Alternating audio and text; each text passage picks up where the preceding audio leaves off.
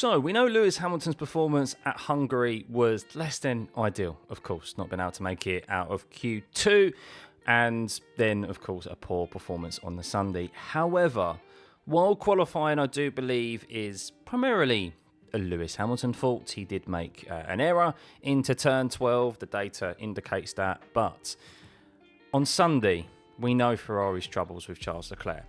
We know that Lewis Hamilton had to do some management with the brakes. But what I didn't realise is by listening back to the radio messages and reading the full transcript again between his engineer Adami and of course Lewis, was that Lewis had to literally lift and coast from lap blooming 3.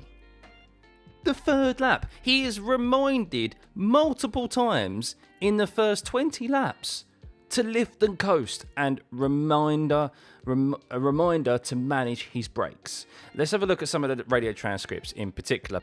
So Adami tells Hamilton on lap 3, lift and coast, reminder for brakes. Then, unsurprisingly, 3 laps later, Lewis Hamilton, without a response to that, goes, no pace to overtake. Okay, copy that. What? Yeah, the reason you have no pace to overtake, Lewis, is because you're being told to lift and blooming coast after the third lap. Now, many of you may be thinking, well, lift and coast, we normally hear that, Lyco. Well, yes, it's normally something that drivers implement to maybe save an engine because they don't want to stress the engine so much, and they're maybe towards the latter stages of a race, or they're just in kind of no man's land and they've got their position secured.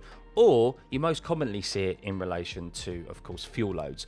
Even though an F1 car has a capacity of 100 kilograms of fuel, not every team utilises that full capacity, because every 10 kilograms of fuel equates to 0.3 seconds, 3/10 per lap of time. So if they can save on fuel, if it means that they're expecting that maybe they're going to be in a train at some point throughout the race, then like a traffic, DRS train, they can lift and coast and save some fuel. But to ask someone to do it after the third lap, with now the benefit of knowing of what Ferrari's struggles are, this is unbelievable right now. They're just in an absolute shit show, because then on lap 8, 2 laps later, after Lewis reports he's got no pace, Adami goes and increase lift and coast. Not continue to lift and coast, increase lift and coast for turn 1 and turn 2, of course, where the DRS zones are. Now, he is probably in a DRS train at this moment in time, but Lewis already says, I'm already lifting and coasting a huge amount. Understood. No reply to, okay, continue doing what you're doing. This is also an indication here of the lack of communication. Rather than just saying understood, well, if I'm a driver, is that a, well, do I still need to lift and coast? Do you still want me to increase my lift and coasting? Or should I just keep doing what I'm already doing? Understood isn't a great reply. Understood, okay, continue what you're doing. Understood, please increase lift and coast though. That's what you need. You need clear and concise words, not getting that there from Adami and from Ferrari in general. It's not just Adami, it's Ferrari. Then we head down to lap 12. Lap 12 of 70, bearing in mind. Lewis comes on the radio and asks, Deg seems to be low for everyone as he's on the hard compound tyre. Adami mentions people are talking about the one stop for info, and follows it up with, and keep up with the lift and coast.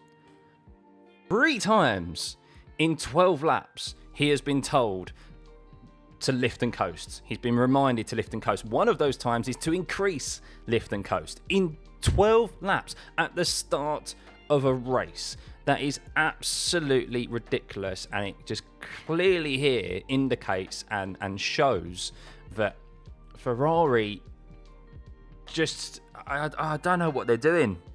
I mean, I'm not the most technically up-to-date and savvy guy when it comes to F1 content. I have a very kind of basic knowledge, but I know that this is, I've been watching F1 for a number of years to know that this is just a flawed piece of equipment that Charles and Lewis are driving right now. You cannot be asking a driver in no way whatsoever to lift and coast.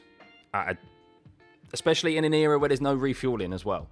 where there's no kind of real benefit to that lift and coasting from a performance perspective, other than I said taking maybe some fuel out of the car. But then we know how the issues with Ferrari is with the plank wear and their issues there with the ride height. It's just it's so backwards, so backwards. And understandably, Lewis Hamilton is, well, actually, the next lap, before I even get onto Lewis complaining about this, Lewis gets onto the next lap because Adami tells him balance 63 might be better for temps to manage those brakes. Remember, you know, lap 13, just a fifth reminder of managing the brakes and the car and the fuel. And Lewis understandably replies, I'm barely using them.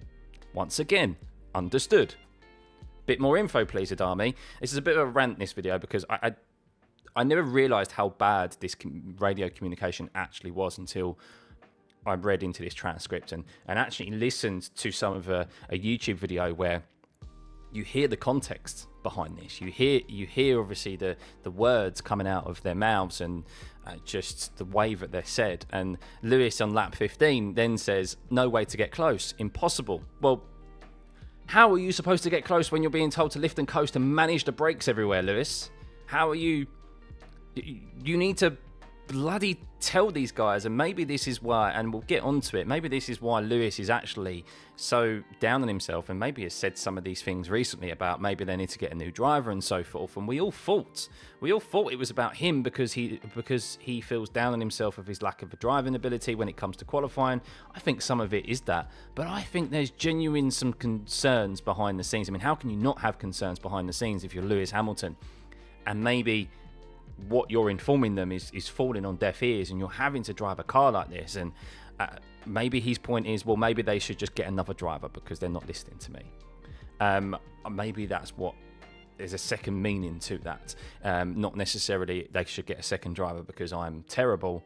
Maybe they should get a second driver because, yeah, Ferrari don't know what they're doing and they're not willing to listen to me, who's got all this wealth of experience. Oh, and lap 17, we're not even into lap 20 yet. Is this the fourth or fifth time? I've already lost count, guys. You can let me know in the comments below. Lap 17, just another reminder to Lewis.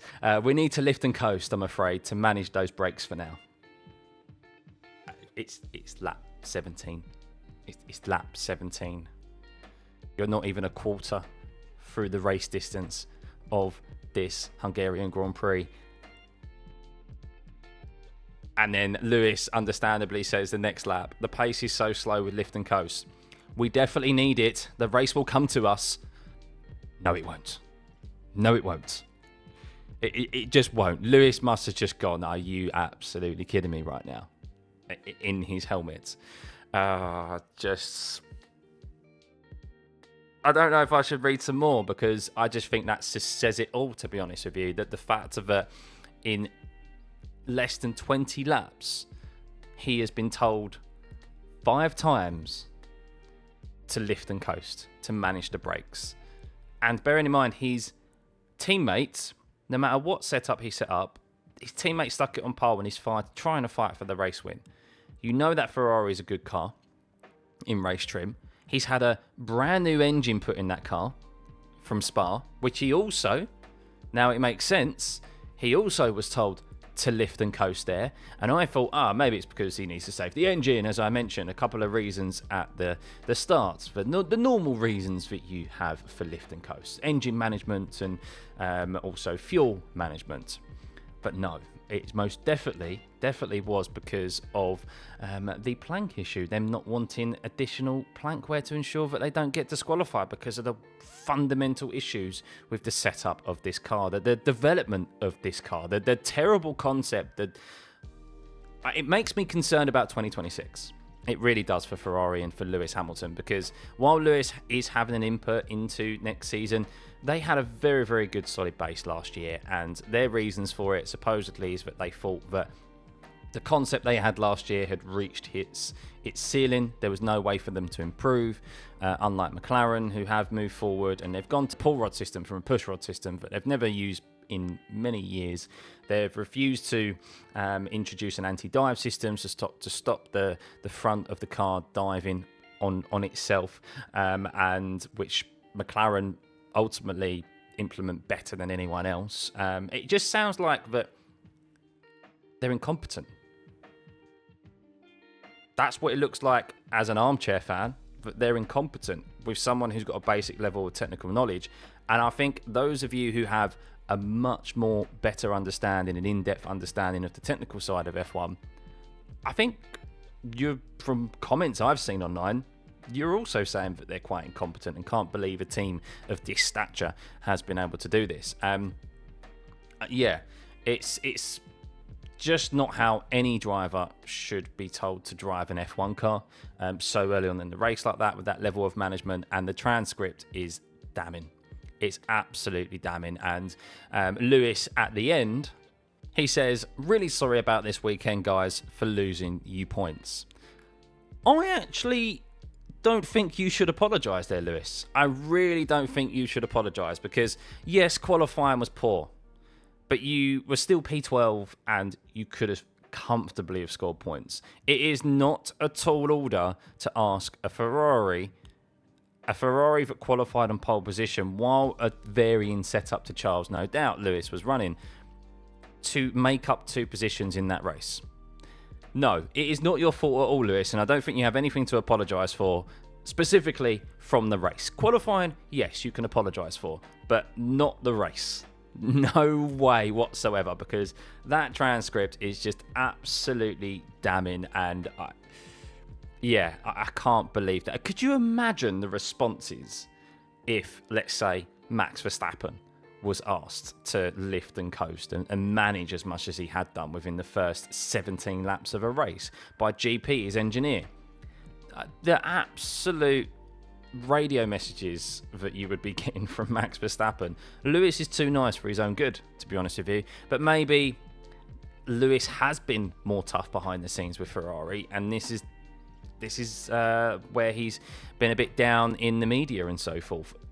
Obviously, on top of his lack of performances as well, he still thinks, of course, that he has the ability to be able to get past his issues and still qualify well. But yeah, it's, oh my God. When I thought Ferrari were in a pickle, I didn't think it was this bad of a pickle. And they no doubt will be just focusing. They might as well just focus. They might as well just come out and admit it. Admit that they've made an issue here. Now, unfortunately for Ferrari, they are very beholden to, of course, the Italian media. Italian media out there are very much on their backs. And I imagine if they come out and admit this, that they will get pulled and dragged through the coals. And maybe there will be some heads that roll because of that. Because the media will want it, the Tifosi will want it.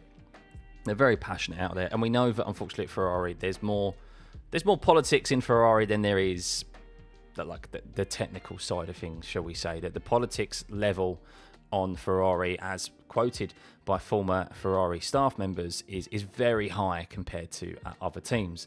And that is what is most definitely holding them back when it comes to their development and just their processes and the performance of the team as a whole. It's why they haven't won a championship since Kimi Räikkönen back in 2007. So yeah, a very long time since Ferrari have been truly successful. They'll win probably Monza because they'll just gear all of their development towards that special Monza low downforce spec, which they always prioritize. But this season is terrible for them, and it's all about 2026 for them.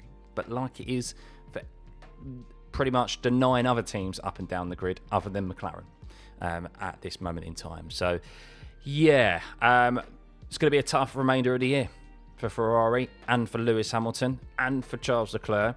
So yeah, if you're a Tifosi and you're a Lewis Hamilton fan, it doesn't look like it's going to get much better, to be honest with you. So roll on 2026.